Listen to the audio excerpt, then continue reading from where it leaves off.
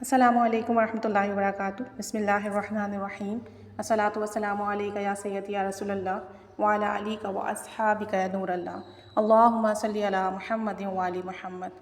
اچھا، ابھی پچھلی کچھ ویڈیو میں ہم جو ہے ایک سسٹر کی درود پاک کی جرنی دیکھ رہے تھے، اور ہم نے اس میں کافی سارے ایپیسوڈس بھی کیے ہیں کہ کس طریقے سے انہیں آپ صلی اللہ علیہ وآلہ وسلم کا عشق نصیب ہوا اور ان کے کام بننا شروع ہوئے۔ تو آگے بتاتی ہیں کہ میں نے اپنے دوست کو بتایا تو وہ اداس ہو گئی سن کر۔ پھر اگلے دن رات کو نماز پڑھنے کے بعد میں نے دعا کی، یا اللہ اپنے حبیب صلی اللہ علیہ وآلہ وسلم کے ذریعے میری رہنمائی فرما کہ میرے لیے کون سا راستہ صحیح ہے۔ اس رات میں نے خواب دیکھا کہ تہجد کے وقت میں نے دیکھا ایک بہت بڑا ریت کا ٹیلہ ہے، جیسے پہاڑ ہوتے ہیں، اس پر حضور صلی اللہ علیہ وآلہ وسلم موجود ہیں، سفید لباس پہنے ہوئے ہیں، سر پر سفید چادر ہے جس کی وجہ سے میں چہرہ مبارک نہیں دیکھ پاتی، اور کہتی ہیں اندھیرے والی سائٹ پر کوئی کھڑا ہوتا ہے، مرد یا عورت، اور وہ ان سے فرماتے ہیں میرا نام لیتے ہوئے کہ جا کر کہنا حضور صلی اللہ علیہ وآلہ وسلم نے فرمایا۔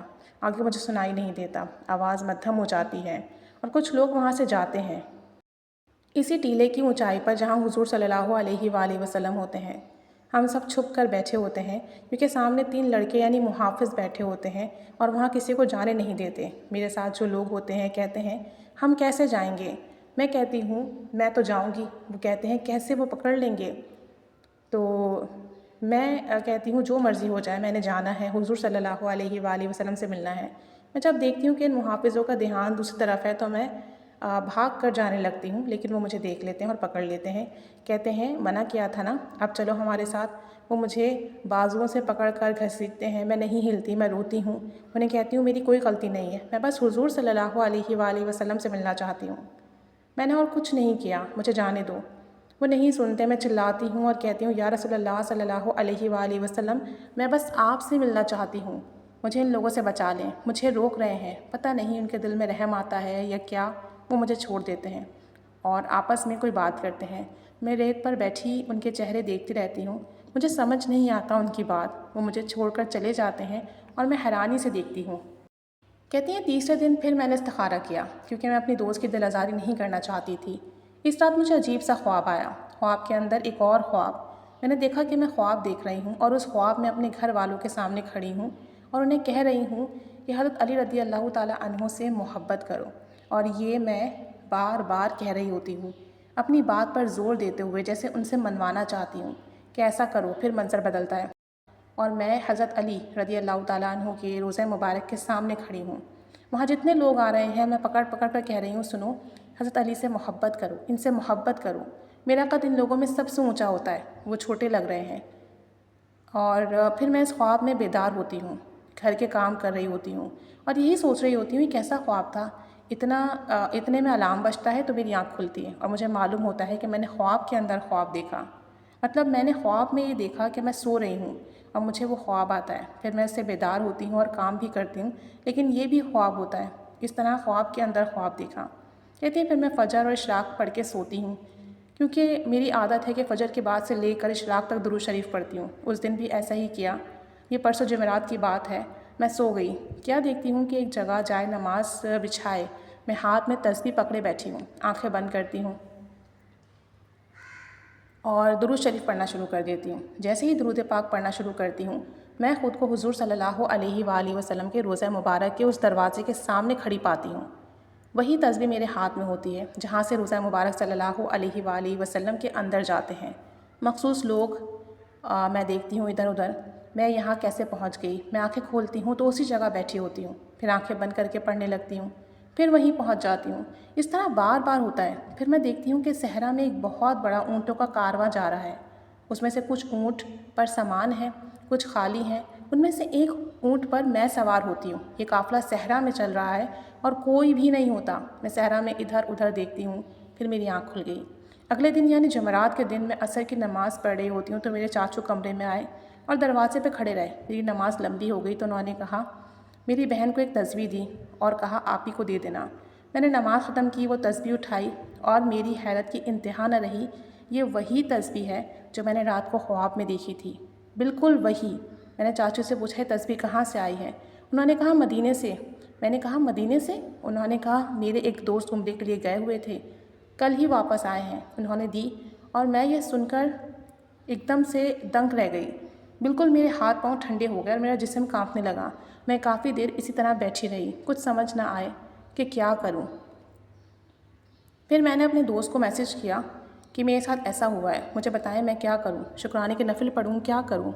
وہ سن کر اداس ہو گئی کہ اب ہم دونوں ساتھ نہیں رہ سکتی، ہماری منزل الگ الگ ہے۔ انہوں نے مجھے نہیں پتہ، جب میں چپ ہو گئی، میں خوش بھی تھی اور اداس بھی کہ میری دوست کا دل ٹوٹ گیا۔ میں نے اگلے دن یعنی جمعے کو میں نے اس تصویر پر درود شریف پڑھا، اور اس دن میں نے اپنی زندگی میں سب سے زیادہ درود پاک پڑھا، 24,500، 24,500۔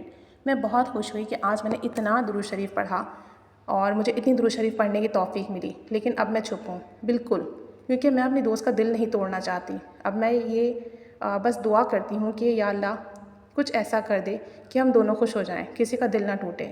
اب میں اپنی دوست کے سامنے مدینے کا ذکر نہیں کرتی۔ وہ کہتی ہے ہم دونوں سعادات کے گھر جائیں گی، اور میں کہتی ہوں جی، کیونکہ میں اللہ کے فیصلے کے انتظار میں ہوں، وہ ہمارے لیے کیا کرتا ہے۔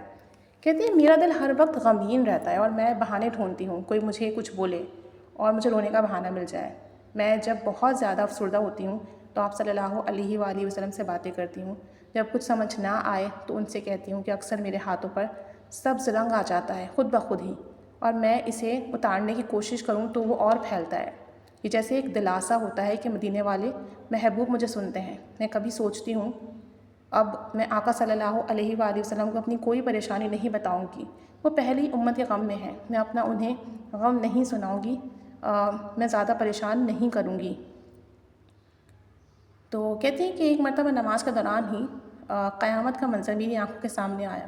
میں رونے لگی، اللہ سے دل ہی دل میں ہم کلام ہوئی اور کہا یا اللہ روز محشر تو پوری امت کو اپنے حبیب صلی اللہ علیہ وآلہ وسلم کے ہمراہ قبروں سے نکال کر سیدھا جنت میں بھیج دینا، انہیں میدان حشر یا پل صراط کی طرف نہ بھیجنا، ان کو حساب کے لیے نہ بلانا۔ اگر تو نے ایسا کیا تو تیرے حبیب صلی اللہ علیہ وآلہ وسلم کی امت پل صراط سے گزارا یا ان کو حساب کے لیے بلایا تو آپ صلی اللہ علیہ وآلہ وسلم پریشان ہوں گے، وہ روئیں گے امت کے لیے، وہ غمگین ہوں گے، اور میں انہیں روتے ہوئے نہیں دیکھ سکتی۔ تو ساری امت کو جنت میں بھیج دینا، سب کا حساب مجھ سے لے لینا، سب کی سزا مجھے دے دینا، کسی کو جہنم میں بھیجنا ہوا تو مجھے ڈال دینا، لیکن باقی سب کو جنت میں بھیج دینا۔ میں کچھ نہیں کہوں گی، بس کبھی کبھی اتنی اجازت مجھے دینا کہ حضور صلی اللہ علیہ وآلہ وسلم کا دور سے دیدار کر سکوں۔ پھر نماز کے دوران ہی مجھے یاد آیا کہ آپ صلی اللہ علیہ وآلہ وسلم کی وہ بات کہ میں اللہ سے اس وقت تک راضی نہیں ہوں گا جب تک میرا آخری امتی بھی جہنم سے نکال کر جنت میں نہ داخل ہو جائے۔ میں نے سوچا، اپنے آپ سے کہا کہ تم کیا سوچ رہی ہو، بے شک سارے جنت چلے جائیں گے لیکن آپ صلی اللہ علیہ وآلہ وسلم تمہارے بغیر جنت میں نہیں جائیں گے۔ یہ خیال آتے ہی میں مسکرانے لگی اور سوچا کہ کیا خوب قسمت ہے کہ آپ صلی اللہ علیہ وآلہ وسلم اپنے امتی کے بغیر جنت میں نہیں جائیں گے۔ میں نے ابھی تک الحمدللہ 6 لاکھ درود شریف پڑھ لیا ہے، اور اب میں کافی دنوں سے بس درود رحمت ہی پڑھ رہی ہوں۔ فجر کے بعد ایک تسبیح اللہم صلی علی محمد وآل محمد پڑھتی ہوں، سارا دن درود رحمت کا ورد کرتی رہتی ہوں، اور میں نے 1 کروڑ درود پاک پڑھنے کی نیت کی ہے 2026 میں، اور ابھی کچھ ہی مہینے ہوئے پڑھتے ہوئے۔ آپ سب سے دعا کی درخواست ہے کہ اللہ تعالیٰ میرے لیے آسانی فرمائے، ایسا راستہ نکال دے کہ ہم دونوں فرینڈس خوش ہو جائیں۔ اللہ تعالیٰ ہم سب کو ہر وقت اپنے حبیب صلی اللہ علیہ وآلہ وسلم پر درود پڑھنے والوں میں شامل فرمائے، اور ہم سب کو درود کو ایسے ہی یاد رکھیں جیسے سانس لینا یاد رہتا ہے۔ آمین۔ جزاک اللہ خیرہ۔ آپ کی تمام کوششوں کو اللہ تعالیٰ اپنی بارگاہ میں قبول فرمائے اور آپ کے ذریعے درود پاک کا پیغام ساری دنیا میں پہنچائے۔ اللہ تعالیٰ آپ سے راضی ہو، آپ کو جزائے خیر عطا فرمائے، آپ کو آپ صلی اللہ علیہ وآلہ وسلم کی بے مثال محبت عشق عطا فرمائے، آپ صلی اللہ علیہ وآلہ وسلم کا رنگ عطا فرمائے، عشق کا رنگ عطا فرمائے، اور آپ کے تجربات مشاہدات جو بھی سنیں اللہ تعالیٰ ان سب کے دلوں میں درود پاک کی محبت ڈال دے اور ہم سب سے بھی راضی اور خوش ہو، اور ہمیں بھی درود پاک کی خاص محبت نصیب فرمائے۔ آمین۔ صلی اللہ علی محمد صلی اللہ علیہ وآلہ وسلم۔